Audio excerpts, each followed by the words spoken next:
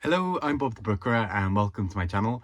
I'm now back from holidays, from my holidays, and which is lovely. And I also did a lot of reading in that time that I was away. So this sort of weekly wrap up is sort of, in some ways, a bit of some of the books that I've read over the last couple of weeks, but not all of them, because honestly, I had a lot of long periods of like sort of long bus journeys or whatever while I was on holiday, and read quite a lot of short books as well. So genuinely, like there were some days where I read 2 or 3 books within a day. And so it's not worth going over all of those in one video because we'd be here forever, and not all of them were as noteworthy. So I wanted to talk about a few here that really resonated with me in various ways, or that I thought were interesting in various ways. So let's get going, talking about some of the books from this week.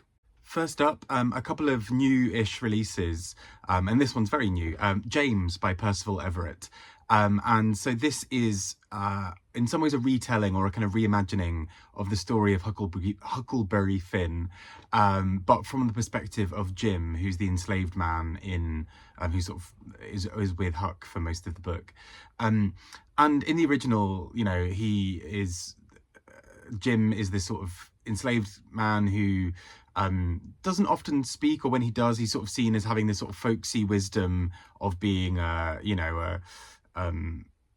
just sort of a good, honest, earnest man, but kind of can't read and write. And in this book, there's a kind of an inversion of this, where Jim, or James, can read and write, but chooses to keep that hidden from the white characters in the book, partly for self-preservation, because it would be seen as suspicious, but also partly because he sort of wants to be able to protect that. And so him having that knowledge allows him to also sort of live between both worlds, to sort of have to play this role of typical kind of uneducated enslaved man kind of thing, whilst really kind of knowing essentially everything that's happening. And there are a couple of really great moments in this book that I really greatly enjoyed.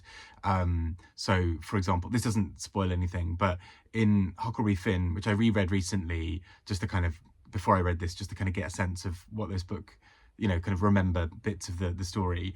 At one point, Huck Finn kind of is dressed in women's clothing and is trying to pass himself off as a woman to kind of get through a certain place.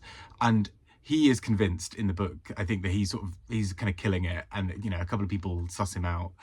In this book, James, or Jim, just sort of looks at him and is like, oh God, is he going to really try and do this? You know, kind of just like, it's just sort of like, okay, he's going to do it. He's going to go up and think that he's all that, and he's not. So it's so wonderfully done, of these kind of little observations and little moments. And I just think Percival Everett is just such an interesting writer. And this feels like him sort of really doing what he does best, which I think is to sort of probe really difficult topics, and to do so, particularly around race, and to do so with humour and really just going into the heart of the issue. He could play it safe, but he doesn't. And I think that's what's so interesting about a lot of his work. On a similar note, I also read Martyr by Kaveh Akbar, and I hadn't actually come across him before, but as I was reading this, I'm like, wow, he's so poetic and so interesting. And at one point there are little excerpts of poetry, then found out he's a poet, and I was like, well, this all makes sense. So Martyr is the story of a young man who is kind of, he's sort of trying to reconcile various parts of his identity, partly his Persian, Iranian sort of self in the US, partly being a gay man, and partly dealing with substance issues, but all of this sort of wrapped around with the loss of his mother. And this sounds bleak, and a large part of this book is fairly bleak and quite difficult, but there's also so much beauty and humour in this book as well. Essentially, we follow as this young man tries to understand the death of his mother and tries to process it. Meanwhile, he's sort of, you know, battling substance abuse and battling various other things. And he's sort of a writer in the midst of this, and he starts writing this book of martyrs. And he's very aware that as an Iranian man in the US, that can look suspicious to some people. And so he kind of is trying to process all of this around his mother, and particularly because his mother's death is in some ways related to Iranian and US politics and relations. So it's this sort of fascinating story that really sort of, I think, just does so much, but is just so beautifully told.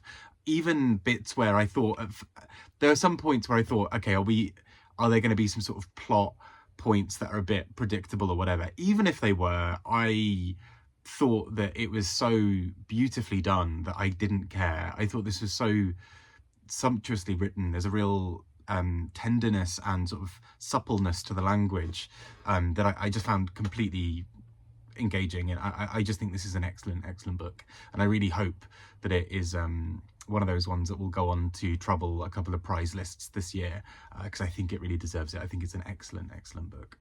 Next up, I read Oisín McKenna's Evenings and Weekends, which is essentially a group. It's sort of a set of friends. Most of the friends are kind of part of the LGBTQI plus community, and they're all kind of living in and around London, particularly during the time of a heat wave where there's a whale that has sort of washed up on shore in London. And so everybody around is trying to understand what's happening. And so you kind of have this central thing pulling the characters together to kind of go and observe things. But what I think is really quite special about this book is the way that it really tells a very real set of stories. Like, I believe that these people are real, because what could have been quite complex and quite tricky conversations within the book, I think are handled with appropriate sort of heft and respect. So, for example, one big conversation in the book is around a character who wants to move out of London with her partner, for them to have a child, and the kind of sort of thing around that is about, are they giving up something by doing that? Are they becoming boring by being sort of settled parents or whatever, particularly in relation to their friends who are partying, taking drugs, are at kind of regularly like sleeping with other people and what have you. And what I think some books do really poorly when they're faced with something like this is to set that up as just a real dichotomy of one is good, one is bad, and, you know, kind of ultimately everybody at the end goes one way. And what I think is quite clever about this book is the way that it allows a perfectly reasonable conversation about the pros and cons for this heterosexual couple, or kind of ostensibly heterosexual couple, to have a child and potentially move out of London and live a less quote unquote exciting life of partying or whatever.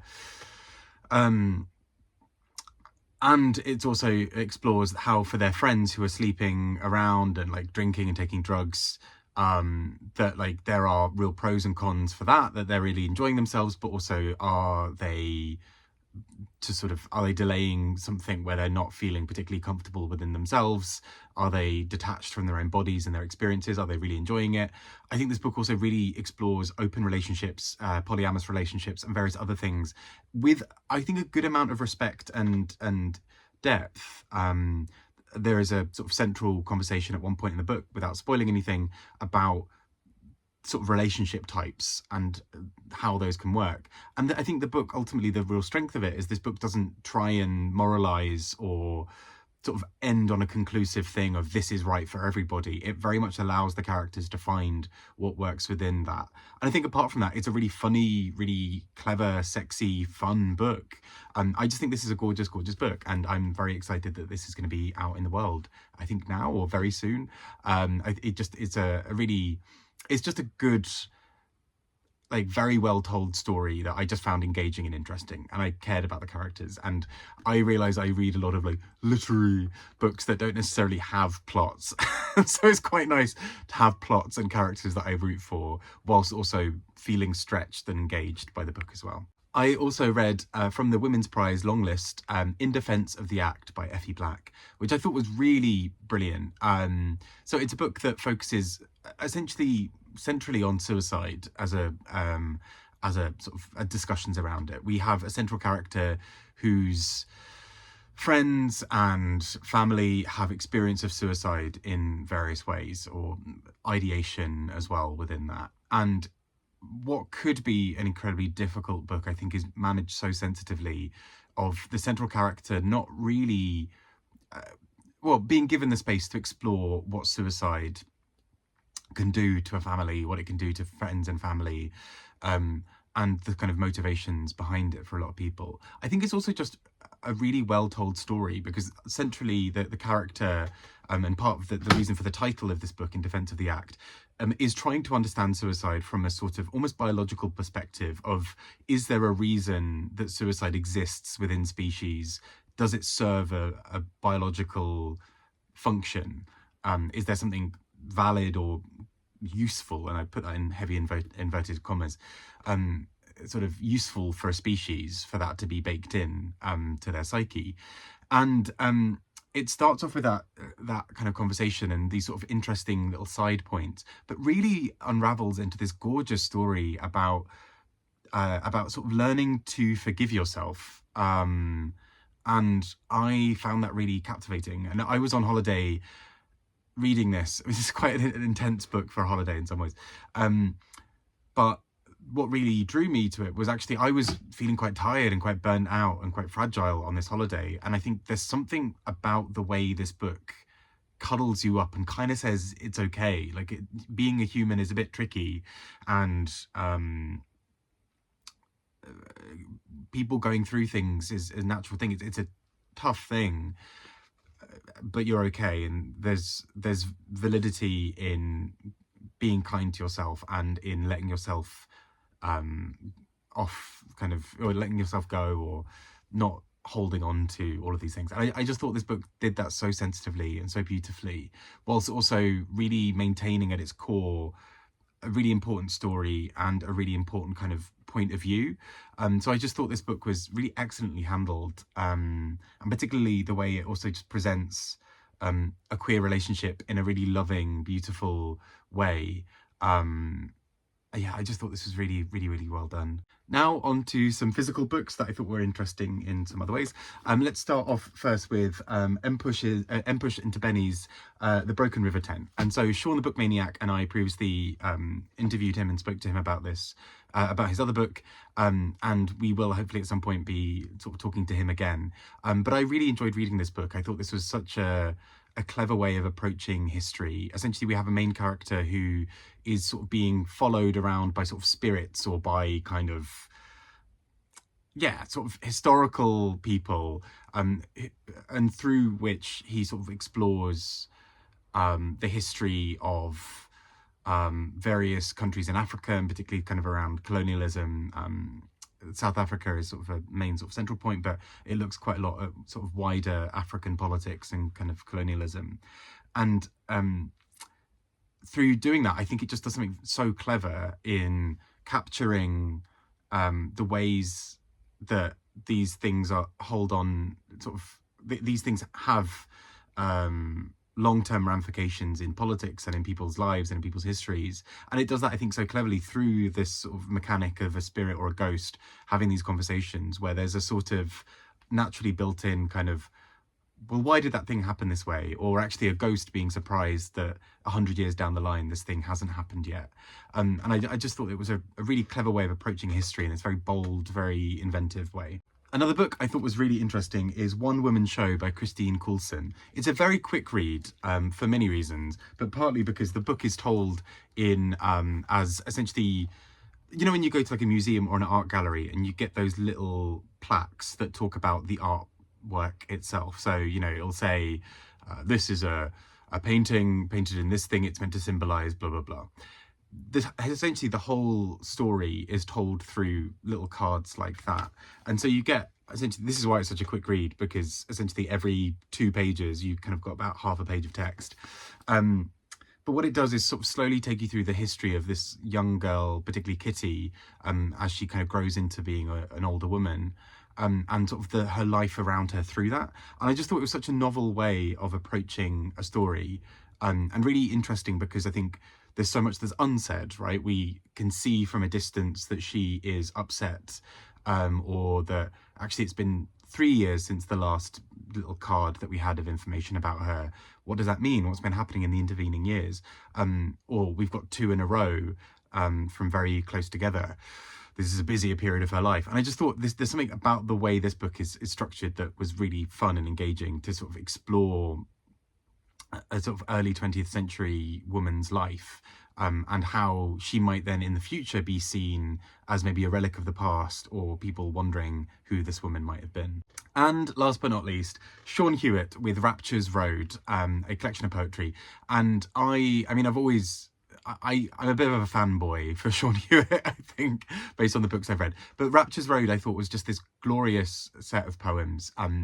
As with Tongues of Fire, it talks a lot about nature, and kind of the natural world, but sort of the ways that our bodies sort of interact with them. And Rapture's Road does something quite interesting with this, where, for example, it looks at this idea of hiddenness quite often. So how particularly queer people in history would maybe have nature as the only place that they could be themselves to some degree, or behind closed doors in other ways. So for example, there's a poem in here about cruising, or there's or several poems about cruising, and there are other poems about these sort of stolen glances and kind of being hidden in nature. And I think there's just something so glorious about the way he writes. It almost has a slightly, not old-fashioned, that's not the word, but a kind of classical feel to the way he kind of composes language that's so interesting, and I just thought was so beautifully done. But yeah, that takes us to the end of the books that I've been reading this week. I hope you've been having a really good week. And I hope things are going well. Take care and speak to you all soon. Bye bye.